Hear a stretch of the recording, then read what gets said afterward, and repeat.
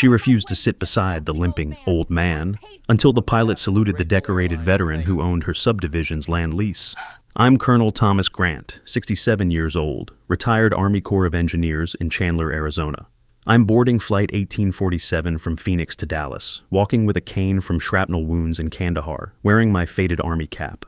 I get to seat 12B, and the woman in 12A, designer purse, silk scarf, diamond bracelet, looks up and says to the flight attendant, "I paid for extra legroom, not to sit next to a limping old man who smells like mothballs." I settle into my seat and pull out my briefcase. Property deeds, lease agreements, survey maps.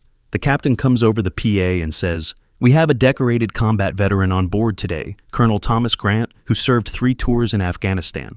Colonel, thank you for your service."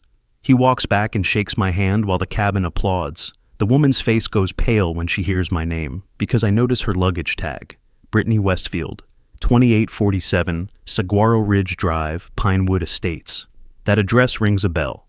I open my briefcase and pull the master lease agreement for Pinewood Estates, a 280-home subdivision built on 47 acres I inherited from my grandfather in 1998. The HOA signed a 25-year ground lease with annual escalation clauses, and it's up for renewal in 11 months. Here's the twist. I own the land under every house in her subdivision, and the lease renewal terms are entirely at my discretion. I turn to her and ask if she lives in Pinewood Estates. She nods slowly. I show her the lease agreement with my name at the top. I tell her the current rate is $180 per home annually, but the renewal rate hasn't been set. I'm considering $950 per home, with a 15-year minimum term and new covenants requiring my approval for any HOA board actions. She tries to apologize, but I'm already drafting notes. By landing, I've outlined new terms: $950 annual fee per property, mandatory reserve audits, monthly reporting to me, and any discrimination complaints trigger immediate lease review. 3 months later, the HOA receives my renewal proposal and panics because comparable land leases now run $1,200 annually.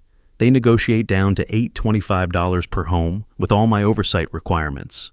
Brittany's house, she pays an additional $300 annual surcharge for documented lease violations. Section 7.4, respectful conduct toward lesser.